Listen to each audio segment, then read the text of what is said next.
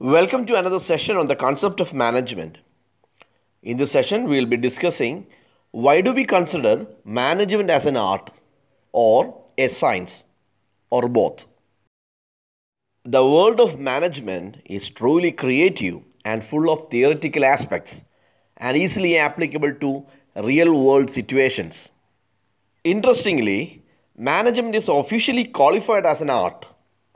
This is because it covers all the features required to be called as an art. Thus, here we will study how and why we consider management as an art, or why do we call management as an art. Let us discuss why management is called as an art.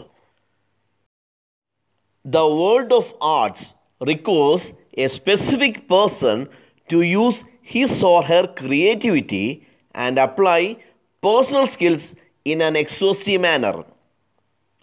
Art means the application of knowledge and personal skills to achieve desired result. Therefore, an art may be defined as personalized application of general theoretical principles for achieving the best possible results. Management is an art because it fulfills this feature. However, the application of these principles or knowledge depends on the experience and the skill of managers. Like any other art, management creates results. One becomes a manager after a continuous practice of time. Management ഒരു കലയാണ്. കലയുടെ ലോകത്ത് ഒരു പ്രത്യേക വ്യക്തിക്ക് അവൻ്റെയോ അവളുടെയോ creativity ഉപയോഗിക്കാനും വ്യക്തിഗത കഴിവുകൾ സമഗ്രമായ രീതിയിൽ ഉപയോഗിക്കുന്നത് ആവശ്യമാണ്. ആർട്ട് അല്ലെങ്കിൽ കല എന്നാൽ ഉദ്ദേശിച്ച ഫലങ്ങൾ നേടുന്നതിന് അറിവിൻ്റെയും വ്യക്തിഗത കഴിവുകളുടെയും പ്രയോഗമാണ്. സാധ്യമായ ഏറ്റവും മികച്ച ഫലങ്ങൾ നേടുന്നതിനുള്ള ജനറൽ തിയറിറ്റിക്കൽ പ്രിൻസിപ്പിൾസിൻ്റെ വ്യക്തിഗത പ്രയോഗമായി നമുക്ക് ഒരു കലയെ നിർവചിക്കാം. മാനേജ്മെൻറ്റ് ഒരു കലയാണ്, കാരണം അത് ഈ സവിശേഷത നിറവേറ്റുന്നു. എന്നിരുന്നാലും ഈ തത്വങ്ങളുടെ അല്ലെങ്കിൽ അറിവിൻ്റെ പ്രയോഗം മാനേജർമാരുടെ അനുഭവത്തെയും നൈപുണ്യത്തെയും, അതായത് മാനേജർമാരുടെ സ്കില്ലിനെയും ആശ്രയിച്ചിരിക്കുന്നു. മറ്റേതൊരു കലയെയും പോലെ മാനേജ്മെൻറ്റും ഫലങ്ങൾ സൃഷ്ടിക്കുന്നു. അതുപോലെ തന്നെ തുടർച്ചയായ സമയ പരിശീലനത്തിന് ശേഷം മാത്രമേ ഒരാൾ മാനേജറാകുകയുള്ളൂ. Management as an art has a following features. 1. Situational. Manager always deals with human beings who behave differently. So, no set pattern can be developed for the given situation. ഒരു കലയെന്ന നിലയിൽ മാനേജ്മെൻറ്റിന് ഇനി പറയുന്ന സവിശേഷതകളുണ്ട്. ഒന്നാമത്തേത് സാഹചര്യം. വ്യത്യസ്തരായി പെരുമാറുന്ന മനുഷ്യരുമായി മാനേജ്മെൻറ്റ് ഇടപെടുന്നു. അതിനാൽ തന്നിരിക്കുന്ന സാഹചര്യത്തിനായി ഒരു ശരിയായ രീതി വികസിപ്പിക്കാൻ കഴിയുകയില്ല. The second feature is personal skill. Each one has his own style and approach towards his job. Managers have to apply their skills to achieve the managerial task. രണ്ടാമത്തത് പേഴ്സണൽ സ്കിൽ അല്ലെങ്കിൽ വ്യക്തിഗത നൈപുണ്യം. ഓരോരുത്തർക്കും അവരവരുടെ ശൈലിയും ജോലിയോടുള്ള സമീപനമുണ്ട്. അതുപോലെ തന്നെ മാനേജർമാർ ചുമതലകൾ നേടുന്നതിന് അവരുടെ കഴിവുകൾ പ്രയോഗിക്കേണ്ടതായിട്ടുണ്ട്. The third one is personal judgment. Even though there are principles of management, but individual judgment is essential for the attainment of specific goals. മൂന്നാമത്തേത് പേഴ്സണൽ ജഡ്ജ്മെൻറ്റ്, അതായത് വ്യക്തിപരമായ വിധി. മാനേജ്മെൻറ്റിന് തത്വങ്ങൾ ഉണ്ടെങ്കിലും നിർദ്ദിഷ്ട ലക്ഷ്യങ്ങൾ കൈവരിക്കുന്നതിന് വ്യക്തിഗത വിധി ആവശ്യമാണ്. The fourth one is continuous practice. Practice makes a man perfect. Every artist becomes more and more proficient through constant practice. Similarly, managers learn through the trial and error initially, but the application of management principles over the years makes them perfect in the job of managing. നാലാമത്തത് continuous practice, അതായത് തുടർച്ചയായ പരിശീലനം. പരിശീലനം ഒരു മനുഷ്യനെ പരിപൂർണനാക്കുന്നു. നിരന്തരമായ പരിശീലനത്തിലൂടെ ഓരോ കലാകാരനും കൂടുതൽ പ്രാവീണ്യം നേടുന്നു.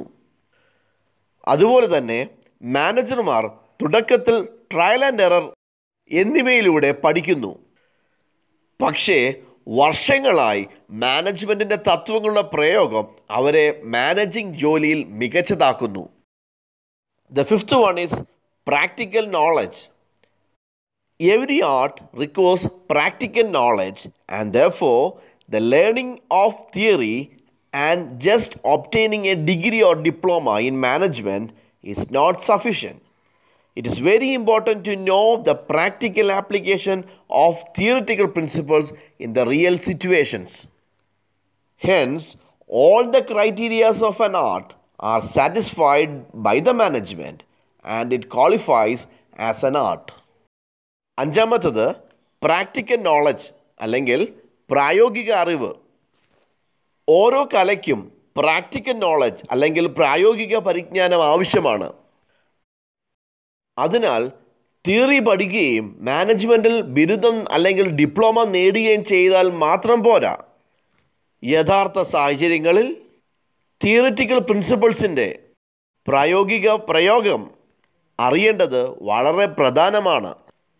അതിനാൽ ഒരു കലയുടെ എല്ലാ മാനദണ്ഡങ്ങളും മാനേജ്മെൻറ്റ് തൃപ്തിപ്പെടുത്തുകയും അതൊരു കലയായി യോഗ്യത നേടുകയും ചെയ്യുന്നു.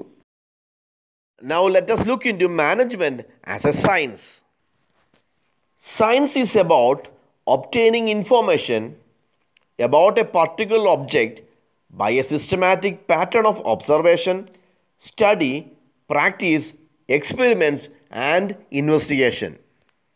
Management process also follow the same pattern. Gathering data and facts, analyzing them, and making a decision based on the analysis are the basic functions of management. Management is a science because it contains all the essentials of science. That is, management is now a systematized body of knowledge. Second one, principles and theories are now available in every area of management. Third one, principles of management have been evolved through practical experience and theoretical research. Fourth one, management principles have a wide and repetitive range of application. And the fifth one, management theory and principles can be taught in classrooms and industry. Management ഒരു ശാസ്ത്രമാണ്.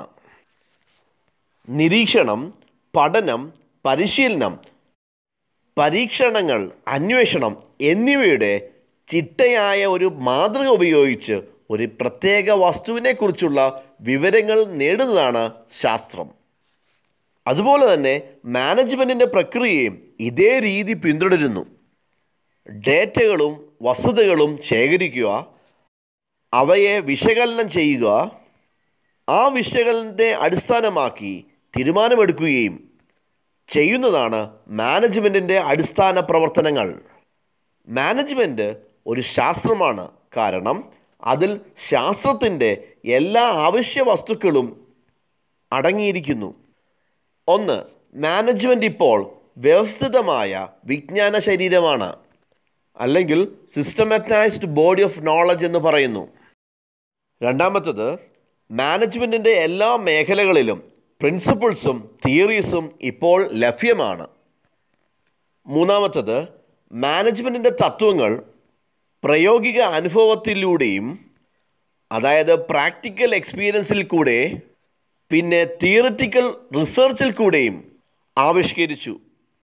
നാലാമത്തേത്, മാനേജ്മെൻറ്റിൻ്റെ തത്വങ്ങൾക്ക് വിശാലവും ആവർത്തിച്ചുള്ളതുമായ ആപ്ലിക്കേഷനുണ്ട്. അഞ്ചാമത്തത്, മാനേജ്മെൻറ്റിൻ്റെ തിയറിയും പ്രിൻസിപ്പിൾസും class മുറികളിലും വ്യവസായങ്ങളിലും പഠിക്കുവാൻ കഴിയും. Now let us look into why management is considered both science and art. Science teaches us to know, while art teaches us to do. Management is both a science and an art. It means that the management is a combination of an organized body of knowledge and skillful application of this knowledge. Much of this knowledge is found in academic disciplines. Effective performance of management functions need adequate basis of knowledge and scientific approach. To be successful, managers have to know and do things effectively and efficiently. This requires a unique combination of both science and art of managing them.